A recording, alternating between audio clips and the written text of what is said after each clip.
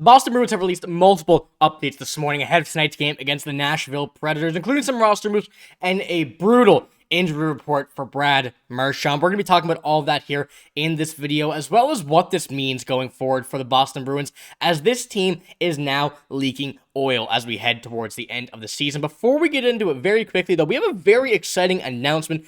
Bruins Digest is now on Spotify, Apple Podcasts, wherever you get your podcast. If you're looking for your Bruins news on the road, be sure to go over, give it a follow, and watch a few episodes. Every video that's up here on the YouTube channel will also be headed over to the Spotify, to the Apple Podcast, and wherever, once again, you get your podcast. So do me a favor, go over there and give that a follow. I very much appreciate it. Your guys' support has been absolutely incredible lately, and I appreciate all of you guys here in this very busy trade deadline week that we're going to have a lot of stuff to cover. But without any further ado, let's get into our first screenshot here of the video, kind of covering a bit of the roster moves first. Now, there were a few moves yesterday made. Georgi Merkulov, Jeffrey Veal sent down. Now, that was just a paper move. Scott McLaughlin says here, as expected, Georgi Merkulov and Jeffrey Veal are still with Boston and on the ice for morning skate at Warrior, which is a move that we kind of all expect to make, as you see Scott McLaughlin here say.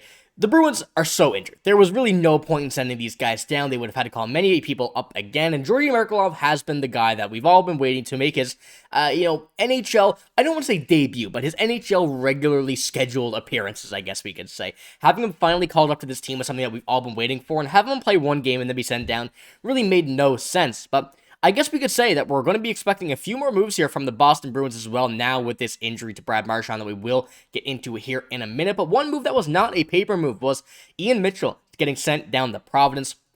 Steve Conroy put this one out here, and he was the only one not returning to this Boston Bruins team after this little break they had here.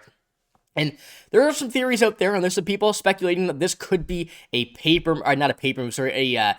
a talent show, I guess we could say, to really broadcast his stuff to other teams who were in attendance for last game.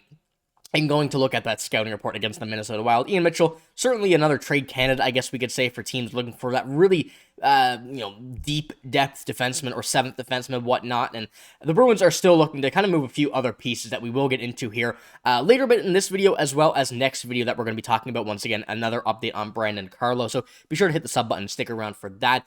But with all of that news also comes this one. Brad Marchand will not play before the NHL trade deadline and is listed as week to week with an upper body injury, and things are worse than we thought. This has been an absolutely horrible, couple games for this Boston Bruins team in regards to injuries, going from, of course, Charlie McAvoy down there at the Four Nations faceoff, and then going over now to Brad Marchand and everybody in between.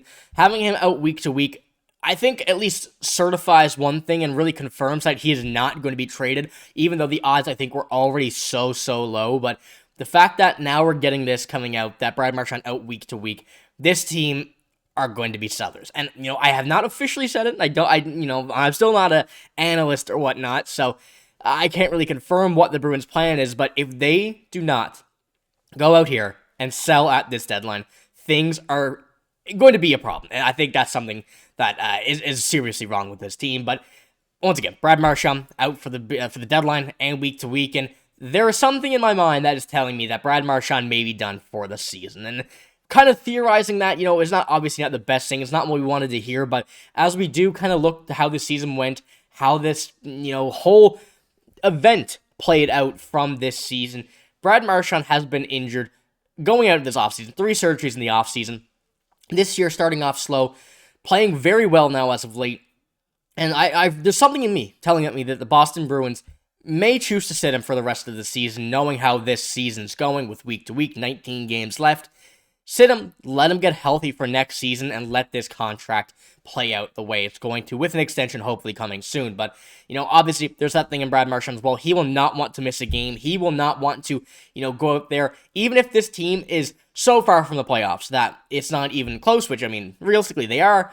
He will be out there no matter what. So there is that as well. I do think that Brad Marchand will want to come back, and hopefully he does. But there's something in me telling me the Bruins are going to shut him down for the season. But the way he's been playing, obviously, very hard to compete with 61 games, 47 points, 20 minutes time on ice for a guy who has been beaten and broken, not even having an all-star break, just playing to an absolutely insane level at the age of 36, nearly 37.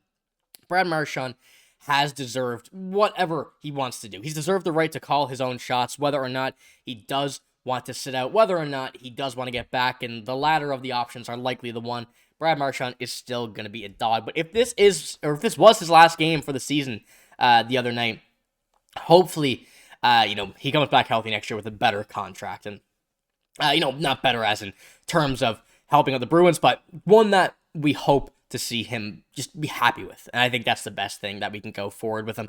But we do have many more updates as well. Some morning skate lines were released here from Scott McLaughlin. Zacha, and Pastrnak, Merkulov, Lysell, Coyle, Kepke, Poitras, Brazeau, Veal, Beecher, and Kastlik. Now, Morgan Geekie, Pavel Zacha, and David Pastrnak. It's been the first line we've seen in a while, but right now, when we're looking at this system, this way the team is going, the way that, the team we're going to play against in the Nashville Predators, I think that they should try some stuff out. There's nothing to lose at this point. There's nothing to win, really. The only way you can win is by losing, and which is getting to a better draft pick.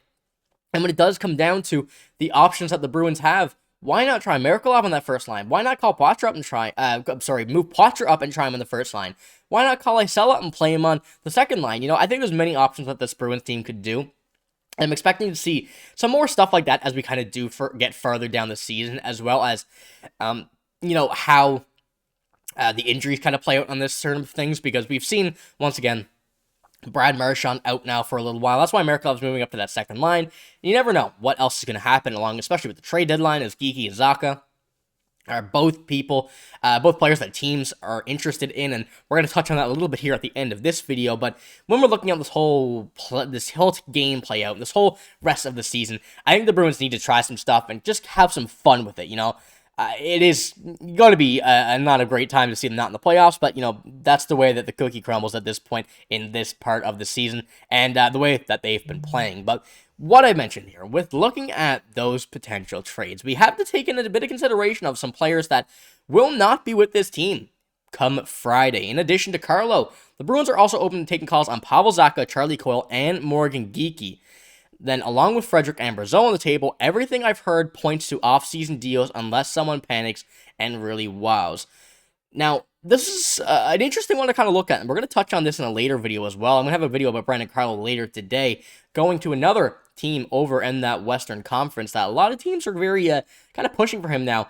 But when you're looking at this, Pavel Zacha, Morgan Geekie, two of your first-line players, as well as Charlie Coyle, who's your second-line winger, those could be some major changes. If by some means all three of those go, you're going to have a very, very young top six, especially with Marchand out, especially with, the moves that made Merkulov being moved up there now, Poitras maybe moving up. I think there's a lot of options here the Bruins have, which could really garner some assets for the future, but also make it so these prospects get more ice time up in these top numbers, which eventually and hopefully they will be at regardless. And at this point in the season, I think there's really nothing to lose. You're 7th in the Atlantic, 1 point below Montreal, 10 points above Buffalo. You're 21st in the NHL. I mean, this is really something that we have to look at and, accept that it's time to try something new. It's time to try something that, would not be the case if we were in that number one spot. But let me know what you think about all of this stuff here. And obviously, the Bruins moves right now are for tonight's game.